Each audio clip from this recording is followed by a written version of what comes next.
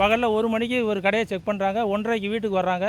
1:30க்கு போயிட்டு நைட்டு 9:30க்கு என்ன பண்ணுறாங்க, வேறு எங்கேயோ பிடிச்சிட்டு வந்த இது எல்லாம் வச்சு பாலாஜிங்க பையனும் இன்னொரு பையன் 2 பேரையும் வச்சு ஃபோட்டோ எடுத்து 2 பேர் மேலேயும் அவங்க கேஸை போடுறாங்க. நான் 9:30 போய் கேட்கும் பட்சத்தில் நம்ம கேஸை போட்டாங்கன்னு சொல்லுவோம். அவருக்கு இந்த மாதிரி உடலில் சுகர் இருக்குது, அவர் உடம்பு இதானவர், அவரை ஏன் கேஸ் போட்டாங்க, அவர் எதுவுமே குற்றம் பண்ணலைன்னு சொல்லும்போது, நீ ஒதுங்கிங்க, யாரும் பேசாத, நாங்கள் போட்டதான் அப்படின்னு சொல்கிறாங்க. அப்போ நான் அவர் சொல்கிறேன், மேஜிஸ்ட்ரேட்டை போய் நீங்கள் இதை சொல்லுங்கள்.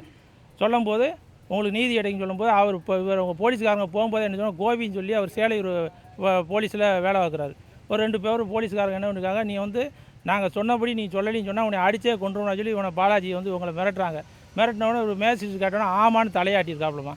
இதோட புழலில் ஒண்டி அடைச்சிடுறாங்க. நைட்டு 9:30-10 மணிக்கு அடைச்சிருப்பாங்க. உங்களுக்கு அதுக்கு மேலே அடைச்சிருப்பாங்க. அப்படி இருக்க பட்சத்தில் நாங்கள் நேற்று அட்வொகேட் சார் மூலயமா நேற்று போய் புழலில் பார்க்கும்போது நேற்று கரெக்டாக 12:30க்கு பார்க்குறோம். சார் உள்ளே போய் அவர்கிட்ட வந்து வக்காலத்து மனுவில் கையெழுத்து வாங்குறாரு. அப்போ சொல்கிறாரு, அவர் சொல்கிறார், சார் நான் எதுவுமே குற்றம் எதுவும் பண்ணல சார், என்னை எப்படி கொண்டு போட்டாங்க சார், உடனே சரியில்லாத இந்த மாதிரி போலீஸ் பண்ணிட்டாங்க சார் அவர்கிட்ட சொல்லி அழுதுருக்காப்புல. அப்போ தைரியமாக சொல்லி இன்றைக்கி போய் நாங்கள் காலையில் பார்க்க 7 மணிக்கு அப்பாயின்மெண்ட் கேட்டு நிற்கும்போது, ஆன்லைனில் பண்ணி நிற்கும்போது 7:20க்கு மாமாவுக்கு அவங்க கால் பண்ணுறாங்க, இந்த மாதிரி ஸ்டாலின் மருத்துவமனைக்கு கொண்டு போயிட்டாங்க, பாலாஜி கொண்டு போயிட்டான்னு சொல்கிறாங்க. ஒரு 20 நிமிஷத்தில் என்ன பண்ணுறாங்க, இறந்துட்டார் அப்படின்னு சொல்லி அவருக்கே கால் பண்ணி சொல்லியிருக்காங்கம்மா. இது நியாயம் வேணும்.